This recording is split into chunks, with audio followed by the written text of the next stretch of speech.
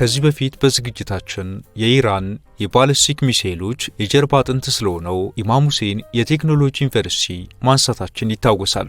ለዛሬም ሌላኛውንና የኢራን የሚሳኤልና የኒኩሌር ህልውና ስለሆነው እንዲሁም ከሩሲያ አየር ኃይል ጋር በአጋርነት ስለሚሰራው የኢራኑ ማሌክ አሽታር ዩኒቨርሲቲ እንነግራችኋለን። ከዚህ ውጪም የአሜሪካ እስራኤልና የኢራን ጦርነት ገፈቱ ከቀጠናው አልፎ ለዓለም እየተረፈ መሆኑ ይታወቃል። አሜሪካ ኢራንን በአጭር ጊዜ ውስጥ እጅ አሰጣለሁ ብትልም ኢራን ሞዛይክ ዲፌንስ ስትራቴጂ ባለችውና ከፍተኛ ውጤት ባስገኘላት ወታደራዊ ስልት ጦርነቱን ተቋቁማ መቀጠሏ ዓለም አቀፋዊ ችግሩን ከማራዘም ውጪ የተገመቱ አይነት ውጤት እንደማይመጣ የሚናገሩ ተንታኞች ሐሳቦችን አካተን ራሱ ሞዛይክ ዲፌንስ ስትራቴጂ ማለት ምን ማለት ነው የሚለውን ጨምረን በማሳያችን እናሳያችኋለን። አብራችሁን ቆዩ።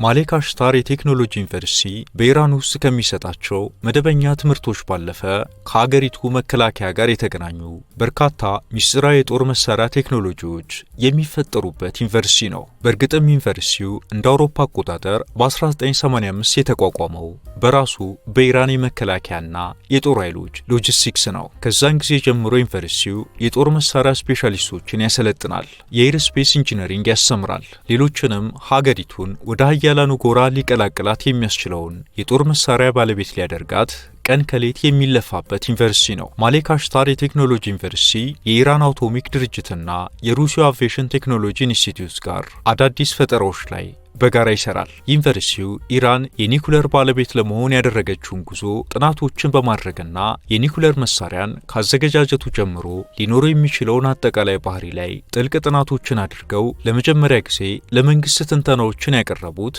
የዚህ ዩኒቨርሲቲ ምሁራን ስለመሆናቸው ይነገራል።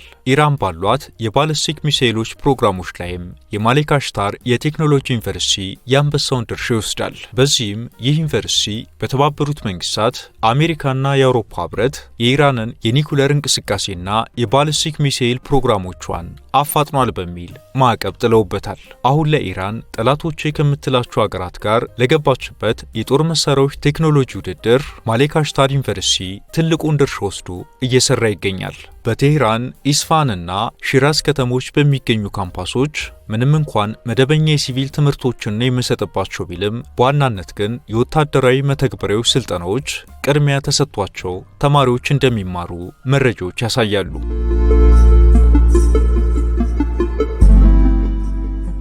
ወደ ዩኒቨርሲቲው ለመግባት ተማሪዎች በመጀመሪያ የኢራን ብሔራዊ ዩኒቨርሲቲ መግቢያ ፈተናን ወይም ኮንኩር ከፍተኛ ውጤት ማምጣት ይኖርባቸዋል። ተማሪዎቹ በውጤታቸው ተሳክቶላቸው ተቀባይነት ካገኙ በኋላ ለወታደራዊ ቴክኖሎጂዎችና ስራዎች ስልጠና ተስማሚ መሆናቸውን ለማረጋገጥ የጽሑፍ ፈተናዎችን፣ የቃለ መጠይቆችን፣ የሰነድ ግምገማዎችንና የአካልና የስነ ልቦና ብቃት ማጣሪያዎችን ካለፉ በኋላ ወደ ቀጣዩ መመዘኛ ያልፋሉ።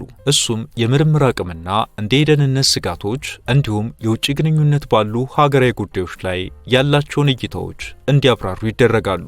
ቀጥሎም ግለ ታሪክ፣ ሃይማኖታዊ እውቀት፣ ስለሚከታተሏቸው ሚዲያዎች፣ ለወታደራዊ ግዴታዎች ስላላቸው ዝግጁነትና በራስ መተማመን የሚቀርቡላቸውን ፈተናዎች ካለፉ ዩኒቨርሲቲውን ይቀላቀላሉ።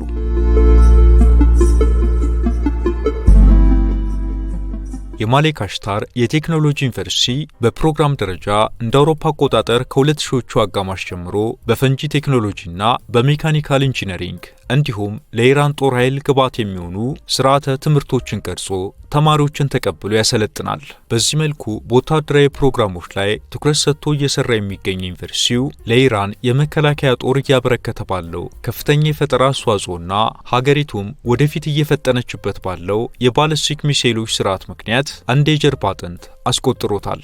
የዩኒቨርሲቲው የአስተዳደር ሰዎች የሚሾሙት በቀጥታ ከኢራን ጦር ኃይሎች ነው። ለምሳሌ የዩኒቨርሲቲው ፕሬዝዳንት ዶክተር መህዲ ጃፋሪ በመከላከያና በጦር ኃይሎች ሎጂስቲክ ሚኒስትር በሆኑት መሐመድ ሬዛ ሻቲያኒ የተሾሙ ናቸው። አስተዳደራዊ ቁጥጥሩ የሚቀላጠፈው በልዩ ምክትል ፕሬዝዳንቶች ሲሆን ይህም የሰው ኃይል፣ የተማሪዎች ጉዳይ፣ የምርምርና የአስተዳደር አገልግሎቶችን ጨምሮ ዩኒቨርሲቲው የአገሪቱን ጦር ፍላጎት ያማከለ አካዳሚያዊና የሚተገበሩ ስርዓቶችን ያቀናጃሉ።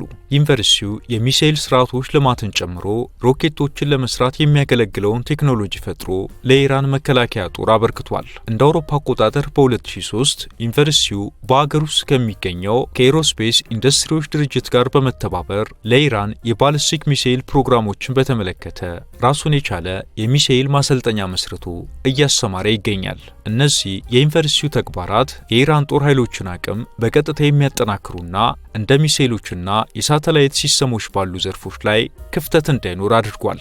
እንደ አውሮፓ አቆጣጠር በ2011 በራሱ በማሌክ አሽታር ዩኒቨርሲቲ ዲዛይን የተደረገች ራስ አድዋን የተባለች ሳተላይት ወደ ህዋ ያመጠቀ ሲሆን እንደገና በ2014 ተጨማሪዋን ሳተላይት ልኳል። ዩኒቨርሲቲው በ2016 ደግሞ ለኢራን ጦር ኃይሎች እጅግ ወሳኝ አገልግሎት ይሰጣል የተባለ የጂፒኤስ መፈለጊያ መሳሪያም ፈጥሮ አበርክቷል። የዩኒቨርሲቲው ዋና አስተዳደርና የክዋኔ ማዕከሉ በቴህራን ውስጥ ቢገኝም አንዳንድ ምንጮች እንደሚሉት የማሌክ አሽታር የቴክኖሎጂ ዩኒቨርሲቲ ይፋ ያላደረጋቸው ቢያንስ 4 ቅርንጫፍ ካምፓሶች እንዳሉት ይገለጻል።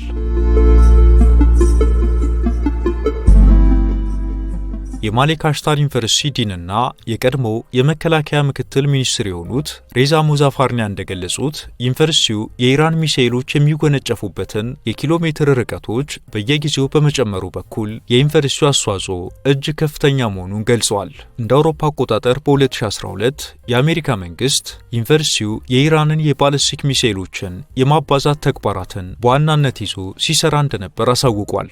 የዩኒቨርሲቲው ፕሬዝዳንት እንዳሉት በጦር ሜዳ ላይ ጥቅም ላይ የሚውሉ ሁሉም ወታደራዊ ቴክኖሎጂዎች ከዩኒቨርሲቲው የመነጩ ናቸው ብለዋል።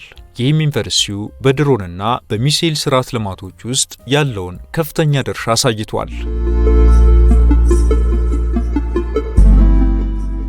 እዚህ ጋር እስራኤልና አሜሪካም የተረዱት የራሷ የኢራን ባለስልጣናትም በኤክስ ገጻቸው ላይ የገለጹት ኢራን ከባድ የመከላከያ ስትራቴጂ አላት። ይህ ስትራቴጂም ኢራን ዲፌንስ ሞዛይክ ስትራቴጂ ወይም የኢራን ሞዛይክ የመከላከያ ጦር እቅድ ይባላል። በአንዳንድ ሀገራት አይደለም 30ና 40 ባለስልጣኖቻቸው ተገድለውባቸው ይቅርና የፕሬዝዳንት ለውጥ ሲያደርጉ እንኳን ሀገር ወደ ውጥንቅጥ ውስጥ የምትገባበት አጋጣሚ አለ። ይሄ ችግርም አሜሪካንንም ሳይቀር ጎብኝቷት ያውቃል። ዶናልድ ትራምፕ የመጀመሪያ ፕሬዝዳንትነታቸው ዘመን ተጠናቆ በባይደን ተሸንፈው ሲወርዱ በደጋፊዎቻቸው የተፈጠረውን ግርግር ሁሉም የሚያስታውሰው ነው። እንደ ኢራቅና ሊቢያ የፕሬዝዳንታቸው እግር ላይ የታሰሩ ሀገራት ደግሞ ከመሪዎቻቸው መገደል በኋላ ዛሬም ህልውናቸው አደጋ ላይ እንደወደቀ ቀርቷል። እናም ኢራን ከዚህና ከራሷ የጦርነት ልምድ በመነሳት የቀረጸችው የሞዛይክ ዲፌንስ ስትራቴጂን ላለፉት 10 ዓመታት እየተገበረችው ትገኛለች። ሞዛይክ ዲፌንስ ስትራቴጂ በግርድፉ ሲብራራም በሀገሪቱ የሚገኙት የኢራን የመከላከያ ጦር ቅርንጫፎች ሁሉ ለመከላከል ባመኑበት ጊዜና ሁኔታ ከማዕከላዊ እዝ ትዕዛዝ ሳይጠብቁ እርምጃ መውሰድን ይፈቅድላቸዋል። እናም ሀገሪቱ በእስራኤልና አሜሪካን ጥቃቶች ሃይማኖታዊ መሪዋን ጨምሮ በርካታ ባለስልጣኖቿን ብታጣም እንደ ሌሎቹ ሀገራት መንግስቷ ሳይበተን ይህ ስትራቴጂ በጥንካሬ እንድትቋቋም እንዳደረጋት ይነገራል። የኢራን የውጭ ጉዳይ ሚኒስትር ሰይድ አባስ አራግቺ የኢራንን የሞዛይክ የመከላከያ ስትራቴጂ በኤክስ ገጻቸው ላይ ባጭሩ አስቀምጠውታል። ከዚህ በፊት በአሜሪካ ጦር በምስራቅና በምዕራብ የደረሰብንን ሽንፈት ለማጥናት 2 አስርት ዓመታትን አሳልፈናል። ክፍተታችንንም በሚገባ አውቀናል። በዚሁ መሰረት የደረስንባቸውን ትምህርቶች እቅዳችን ላይ በአዲስ አካተናል ካሉ በኋላ የኢራን ስትራቴጂ 2 ቁልፍ ምሰሶች ማስቀመጡን ይገልጻሉ። አንደኛ የአሜሪካ ወታደራዊ ሁኔታዎችን መመልከትና ማጥናት፣ ሁለተኛ የኢራን ጦር በያለበት ቦታ ሁሉ ራሱን ችሎ መከላከልም ሆነ ማጥቃት እንዲችል መፍቀድ የሚል ግንዛቤ እንዳለው ሚኒስትሩ ይገልጻሉ። ይህ የኢራን ሞዛይክ ዲፌንስ ስትራቴጂ የሀገሪቱ ጦር አንድ ራስ ሳይሆን ብዙ ራሶች እንዲኖሩትና አንዱ ክፍል እንኳን ክፉኛ ቢመታ ሌላው የሀገሪቱን ህልውና በጥንካሬ እንዲያስቀጥል ያስችለዋል ተብሎ ይታሰባል።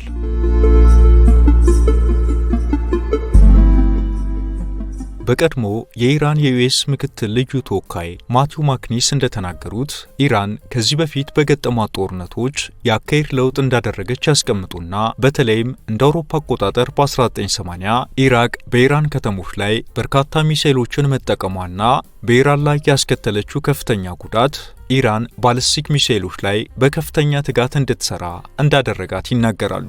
የኢራን የመከላከያ አስተምሮና አወቃቀር በ2005 የበለጠ ማሻሻያ የተደረገበት ሲሆን አሁን ላይ በጀነራል መሐመድ ጃፋሪ እየተመራ የሚገኘው የእስላማዊ አብዮታዊ ጥበቃ ጦር የሞዛይክ ዲፌንስ ሞዴልን እንደሚከተል ባሳወቀበት ጊዜ ያልተማከለ የትዕዛዝና የቁጥጥር ስርዓት መኖሩን ጠቁሟል። የኢራን ወታደራዊ ባህል ኤክስፐርት የሆኑት ዶክተር ማይክል ኮናል በሰጡት ትንታኔ ደግሞ ይህ ሞዛይክ ስትራቴጂ የኢራንን ጦር ትዕዛዝና ቁጥጥር ስርዓትን ወደ 31 የተለያዩ የእዝ ስርዓቶች ወይም ከማዕከላዊ ቀጥተኛ ትዕዛዞች ውጪ በራሳቸው እንዲንቀሳቀሱ የሚያደርግ ሆኖ እንዲዋቀር ተደርጓል ይላሉ።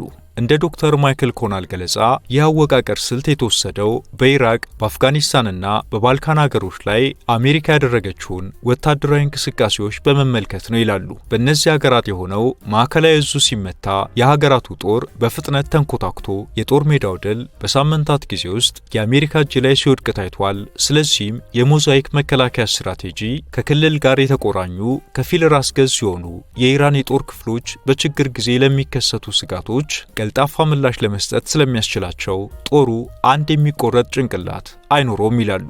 ኢራን በምትከተለው ሞዛይክ ዲፌንስ ስትራቴጂ እያንዳንዱ ክፍለ ጦር ውጤታማ በሆነ መልኩ የራሱ የሆነ የስለላ መዋቅር፣ የጦር መሳሪያዎች ክምችትና ትዕዛዝና ቁጥጥር ያለው ሙሉ ወታደራዊ አቅም ያለው ነው። የኢራን የውጭ ጉዳይ ሚኒስትሩ አባስ አራክቺ እንደሚሉት ወታደራዊ ክፍሎቻችን በቅድሚያ በተሰጣቸው አጠቃላይ መመሪያዎች መሰረት አሁን ነፃና በከፊል ራሳቸውን ችለው እየሰሩ ነው ብለዋል። የሞዛይክ መከላከያ ስትራቴጂ ምናልባት እስራኤልና አሜሪካ በኢራን ላይ የሚፈጽሙት ቀጣይ የአየር ድብደባ የሚፈለገውን ውጤት ካላመጣና ሀገራቱ ጥቃታቸውን በእግረኛ ጦር እናድርገው ቢሉ ይህ ስትራቴጂ የምድር ውጊያ አማራጮቻቸውን ውስብስብ እንደሚያደርግባቸው ይገለጻል። እስካሁንም ባለው ይህ ስትራቴጂ ለኢራን ከፍተኛ ውጤት አምጥቶላታል። ሆኖም አሜሪካና እስራኤልም ለዚህ ለኢራን የጦር ስትራቴጂ ሁነኛ ዕቅድ ሊነድፉ እንደሚችሉም በርካታ ተንታኞች ይናገራሉ። ጦርነት ሁሉ ጠፍቶ ሰላም ለዓለማችን ይሆን ዘንድ ምኞታችን ነው። አብራችሁን ስለቆያችሁ እናመሰግናለን። ላይክ እና ሰብስክራይብ በማድረግ እንዲሁም የተሰማችሁን ኮሜንት ላይ በማስፈር አጋርነታችሁን እየጠየቅን በዚህ ጉዳይ ላይ ቢሰራ የምትሉት ቢኖር ሁሌም ዝግጁ ነን። የዛሬውን አበቃን። በያላችሁበት ሰላም